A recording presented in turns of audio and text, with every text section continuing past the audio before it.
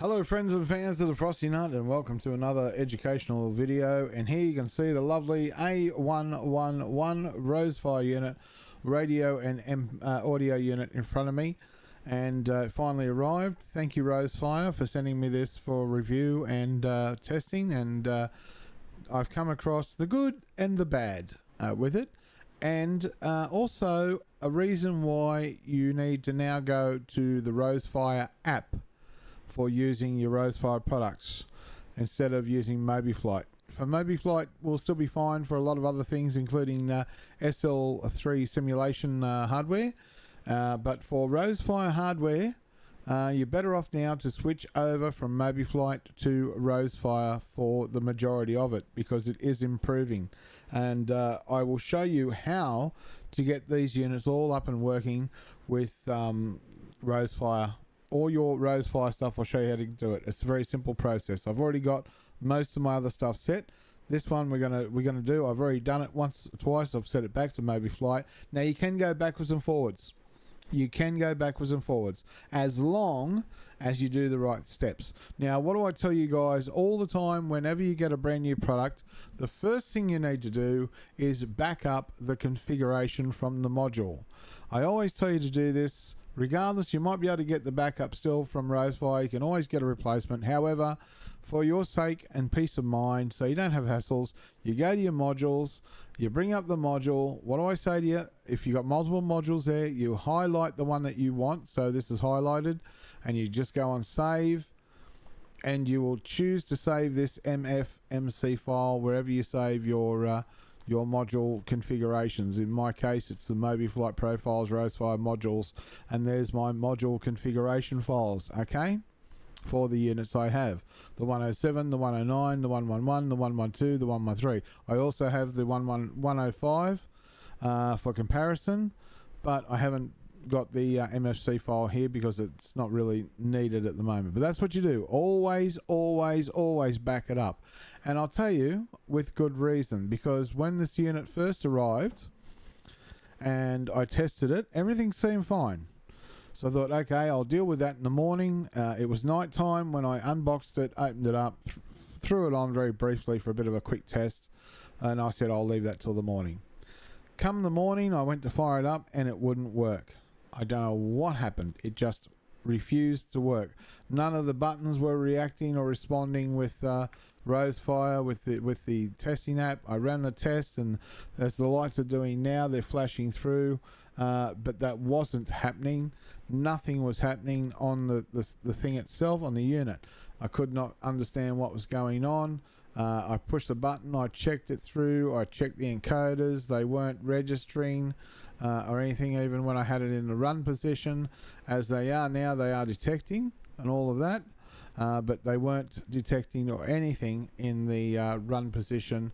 So I was under a bit of a panic attack. I didn't know what to do. I pulled the unit apart, I took the Arduino out, I had a look at it. Was there a problem with the board? Was there a problem with the Arduino? No, it all seemed fine. I couldn't see any broken.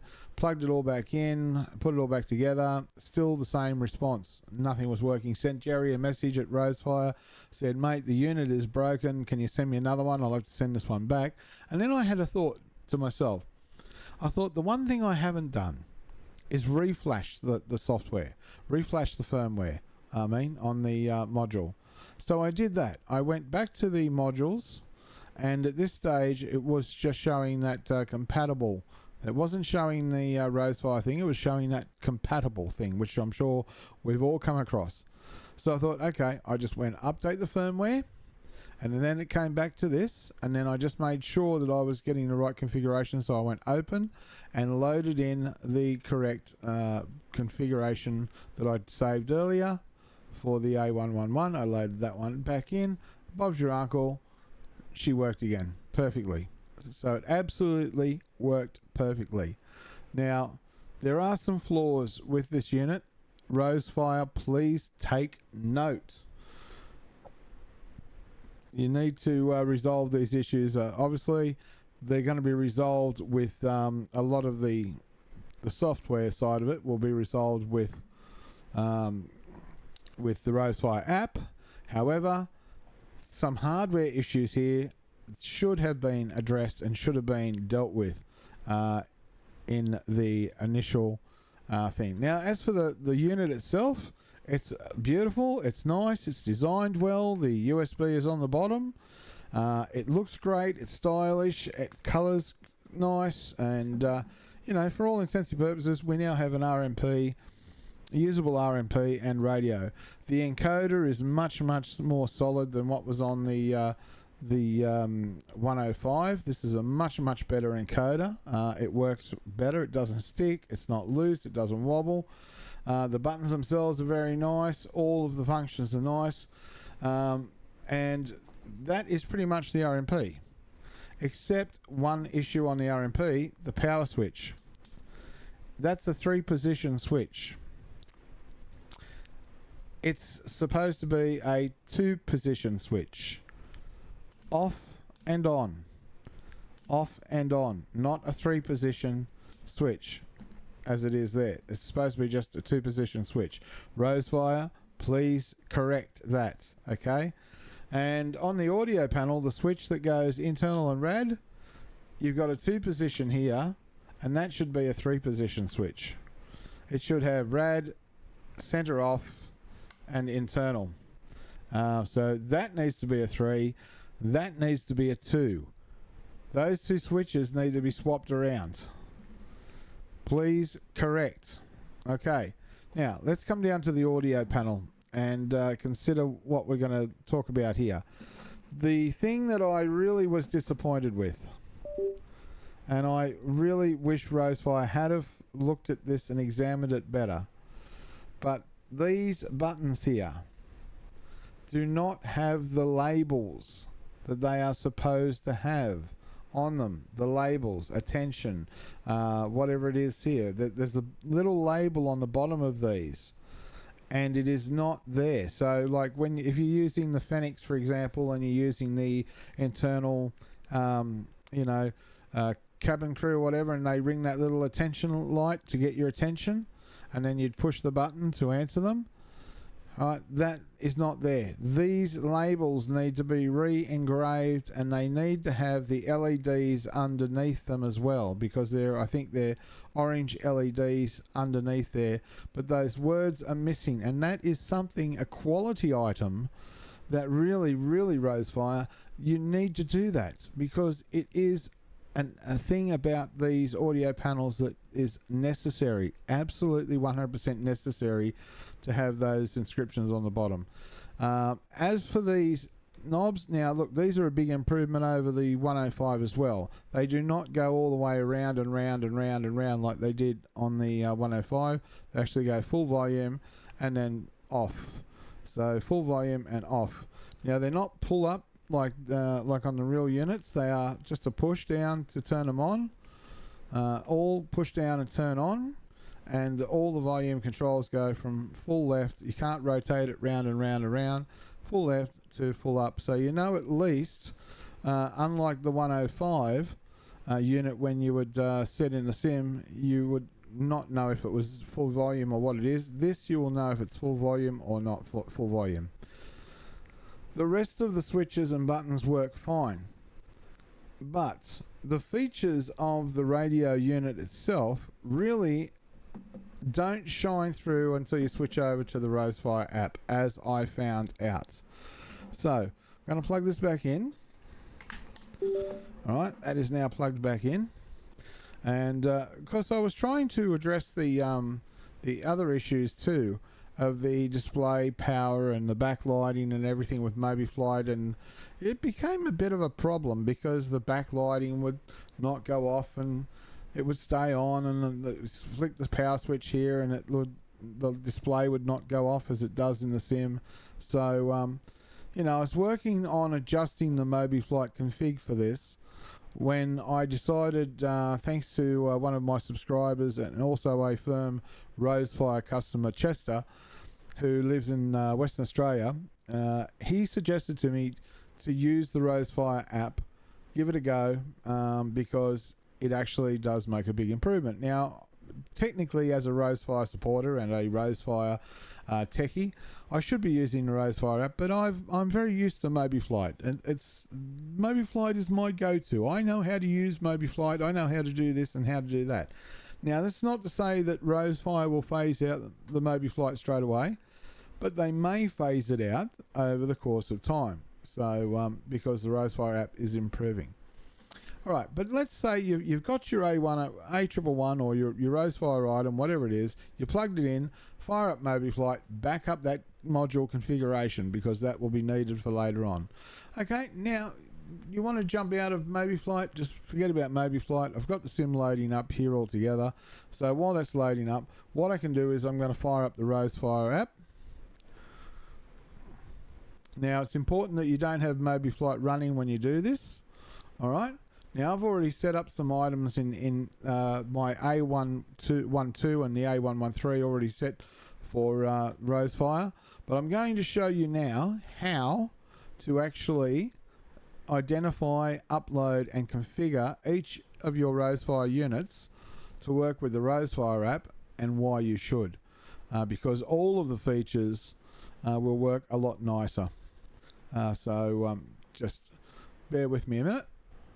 Okay, so while we're waiting for the sim to load back up, I've also had a lot of issues lately with SimApp Pro. I don't know if you guys have had issues with SimApp Pro, but I've had a lot of issues going on with SimApp Pro, and so much so that it's failing to connect items and it turns out it's the software. I bought a 7-port PCI expansion card for my computer. That finally arrived today. I plugged that into the PCI slot on the motherboard, giving me 7 USB 3.0 USB slots, and I plugged all my Wing stuff into that, all of my Wing stuff into it, only to find that SimApp Pro has an issue with it's not the original motherboard USB connection. So a bit of a nightmare. So I've had to go back to my USB hubs. I've used the most powerful hub, which is the 3.3 amp. All of my Wing stuff is plugged into there. That is plugged into the best port I've got on the back of my computer. That's actually from the motherboard, not the PCI card. This PCI USB does work, but it obviously doesn't like the power draw that the Wing products provide, so we're still fighting that one.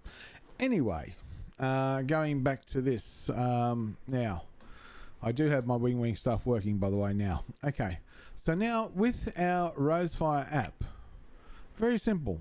What we need to do, first of all, we need to find out what COM port each item is on. Now, I'm going to do this because I'm not going to show you this running on Mobiflight, because on Mobiflight, a lot of the features that are on the radio, a lot of the features don't work correctly on Mobiflight. No matter what I do, they don't work correctly. It would take a lot of investigating, a lot of figuring out. Whereas, plug this into Rowsfire, use it on the Rowsfire app, and the functions are working like they would in the real world. And you're going to see this, and it actually is quite amazing. It's quite impressive. I'm very impressed by what Rowsfire have done on this side of things. So the first thing we're going to do is we need to know what COM port it's plugged into. There's two ways of doing that. You can simply just unplug this and watch the screen, watch up here on the screen, and it will tell you. We'll unplug it, and it says device on COM31 has been disconnected, the serial port has been closed. All right, so we know it's COM31. So we're going to plug it back in. All right, and it says device detected Rowsfire app device on COM31, device added to list, detecting model.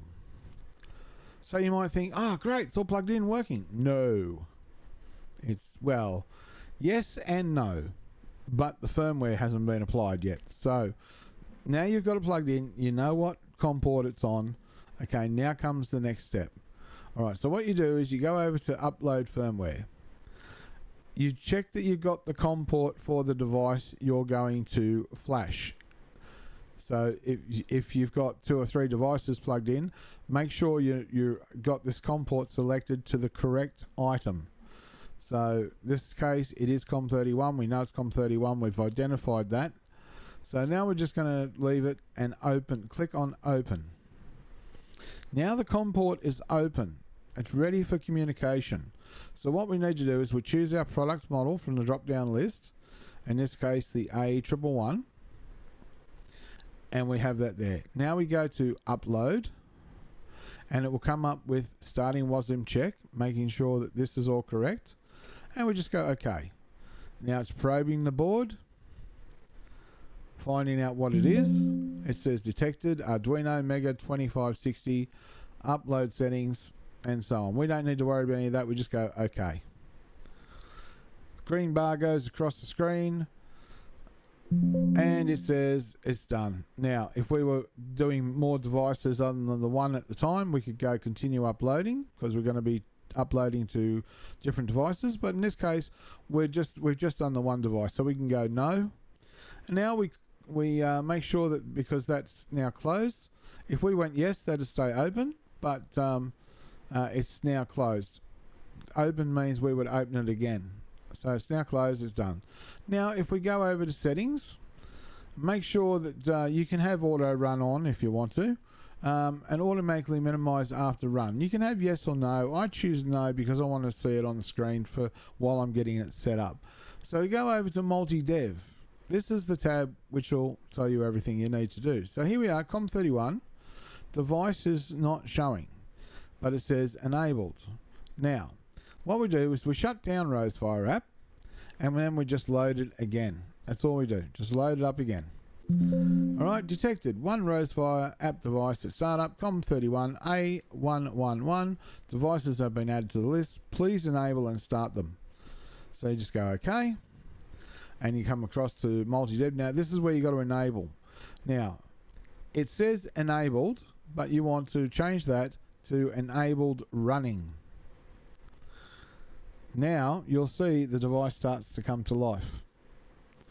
Alright, so that's all you got to do there. I'll put this to the side. That will just stay there now. That's all you need to do there. Don't need to do anything else. So we can just push to the side and out of our way. Now we can go into our aircraft. I'm going to select a departure of let's say YBCG. Select the Gold Coast. My usual spot. I'm going to make it daytime just to make it easier. Let's make it around about 10 o'clock-ish. Okay, I'm going to select a gate. That's my departure and go fly. Now, this is where I found the Rowsfire app does come into play quite nicely. Now, if you want to go back to Mobiflight, you can do so. Just make sure Rowsfire app is not running. You'll need to go back into Mobiflight. You'll need to reflash the firmware back to Mobiflight firmware, and you can use it back in Mobiflight. But you have to make sure Rowsfire app is not running. But after you've used it in the Rowsfire app, you probably won't go back to Mobiflight. Mobiflight is great, but it certainly has a few potentials because Mobiflight's still in beta. But then again, so is technically the Rowsfire app as well, because the Rowsfire app is growing and starting and getting where it's got to go. Okay, so now I'm just going to flick that switch off, make sure it's all off. Okay, and I'm just going to show you now, very simply, I'm going to show you, we're just going to zoom in on the radio itself. Actually, there we are. So I'm just going to zoom down onto the radio. Put that over the side there so you guys can see what's going on. Okay, now as I said, the switch should be a 2 position, not a 3 position, but if we flick it to the middle, you can see the switch on the sim doesn't move, but if we flick it on, then we will have the on position. Okay, it comes on. Now of course there's nothing going to show up at the moment because I haven't turned the batteries on or the power. Alright, but you can see that should be a 2 position switch, not a 3 position switch. Now, in Mobiflight, when that is actually in the off position, the displays are showing minus 10,000. They're showing these weird numbers instead of blanking out the displays like they should be blanked out. So I don't know why that is the case, but it is. But all right, let's get some power on the aircraft, and we'll worry about this when we come back to it in just a sec. Let's get some batteries on. All right, that's the batteries on. And we'll just get the power on. All right. So now we have power coming to life on the aircraft.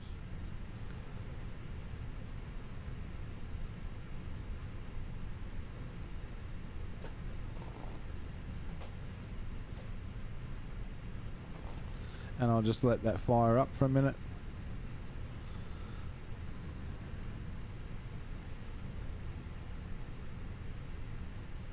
Let it go through all its checks, make sure all my wing gear is working.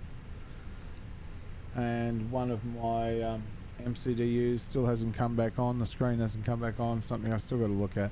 But anyway, alright, so here we are with our radio unit. Now you can see, as you see in the sim, nothing's on. Let's turn it on. We turn on the display, we turn the switch on, and the displays come up just as they do in the actual sim itself. Alright, we turn it off, and they go blank, just like they should. Alright, let's turn it back on. Alright, the VHF1, VHF2, VHF3, look what we get there. Data, which is VHF3. Now you will not get that to display like that in Mobiflight. As far as I'm aware, it's impossible to do in Mobiflight. I haven't figured out a way for it to do that. So that is showing what it should be in the real world. As you can see, what's showing in the sim is showing here. VHF2, VHF1, VHF3. Let's go to HF1. And look at that. Now in Mobiflight we'd have extra digits there. It wouldn't be showing correctly. HF2, AM, nav, VOR. Now see what's on the second display? Course heading. Course heading on the second display there. That'd be a course heading for the nav unit. When we've got a nav unit programmed in for the VOR, that will show you the course. LS for your landing. GLS for the GLS approach. Nothing showing there at the moment because they're probably not really in use. ADF. Now the ADF is showing 350.0. Again, in Mobiflight, you'd have extra zeros there. It would be showing like 35,000, which doesn't look right. It's not very easy to read, and it's very confusing. And we can change the ADF frequency quite easily as well. The inner and the outer frequency, the smaller and the larger numbers. And this actual tuner is very nice. It's very fast, it's very efficient, and it works really well. So kudos to Rowsfire. They've actually made a really good product. All in all, it's a really good product. Now we select BFO. There's nothing on BFO. What does BFO stand for? Beat Frequency Oscillator. It usually puts out a tone for tuning. I know this from my amateur radio days, so that's what that is. But anyway, we don't need that. Now again, with the audio buttons, and again this is what I stressed about the how it's got down the bottom here, call, mech, and ATT. They need to be inscribed, guys. They really do need to be inscribed, and the LEDs for those need to be done. Now also with the audio buttons, now you can see on the sim when they light up, when they're on and off, as what happens in the real world. Now obviously Rowsfire haven't worked out a way of lighting these knobs up. They're not an easy thing to do unless you do the pull-up knobs and have a special little LED shine up. There are some people out there now working on making an audio panel that actually does that correctly, but Rowsfire in the meantime, we can't tell if it's on or off. If you were just looking at this, you'd be taking a guess. So we need some way of knowing that it's on or off. So maybe either we link it to the LED, the green LED that it's on, so we know it's on, or we have a little separate light somewhere, or some maybe at the top, very top or something, or some little indication, some light somewhere that will indicate that that is on and off, because otherwise we have no way of guessing, no way of knowing whether it's on or off. So as you say, with the volumes though, look at the volume. You watch the VHF volume, I'm turning it all the way down, it's all the way down. I turn it all the way up, and it goes all the way up. So very, very nice. All the functions on the knobs will actually move to the correct values once they're selected, but there is no way of knowing when they're on or off. So that's really the only thing, and probably would have been nice to model a little bit better on the RMP, but look, it works. It's very suitable and it works, but those inscriptions on the bottom of these ones and the LEDs would have made it a lot better. So let's just quickly go to the overhead. I'm just going to flick on the lights test, so we get all the lights lit up like a Christmas tree. Now, as I say, if we now have a look at the bottom, if we have a look, I hope that Rowsfire will take note of this. Rowsfire, you see how it says call,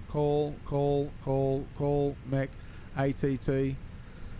These need to be engraved on these buttons, and they need to have the orange LEDs behind them, or the yellow, the orangey LEDs behind them, because that is an important and vital part of the audio panel. You need to have those so that they flash when they want to get your attention, so that this one will flash ATT when you're taxiing out, when the cabin crew want your attention. So when the cabin crew want your attention, or your internal intercom goes off, these need to flash. So they need to have those inscriptions on there, those engravings, and the LEDs on the bottom. So surely, Rowsfire, you can do that. You can get those functions working. Okay, so that's pretty much it. That's pretty much all I've got on this one.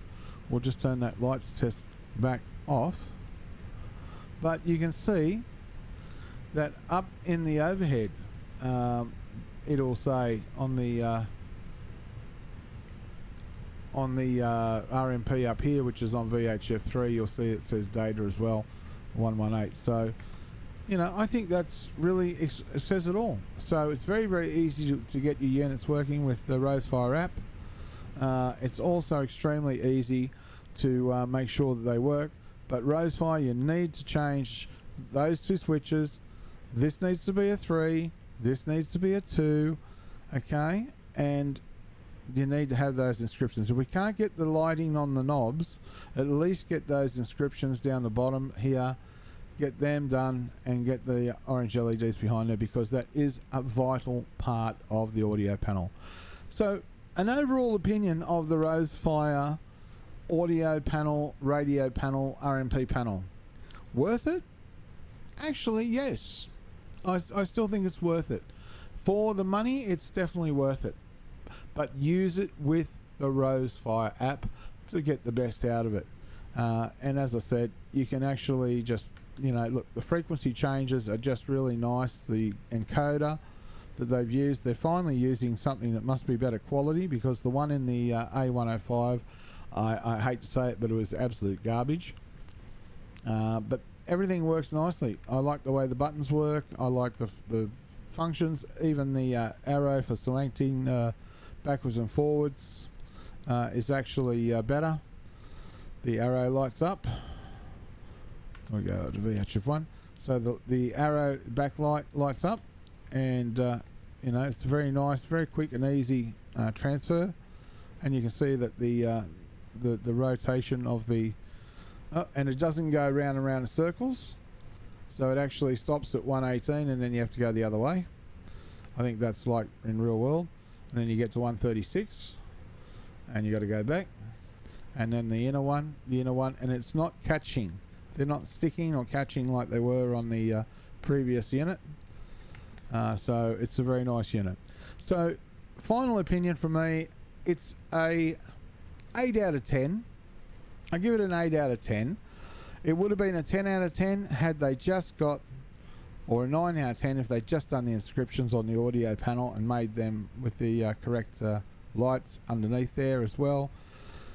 But they didn't, and might be a limitation yet of the Fenix, we're not sure, but anyway, it's an 8 out of 10 for the money. Get it working with Rowsfire App, and I think you'll enjoy it. That's it. Easy to use. Put all your Rowsfire products now into the Rowsfire app, and let's get those Rowsfire guys churning out more and better ideas. So good luck with that, and I hope you enjoyed this video. If you did, please give it a thumbs up, like, comment, subscribe, do all that stuff. It helps get the video out. Share it amongst all your friends and that. And don't forget to check out the online store that I have at www.flightsimsuppliesaustralia.com.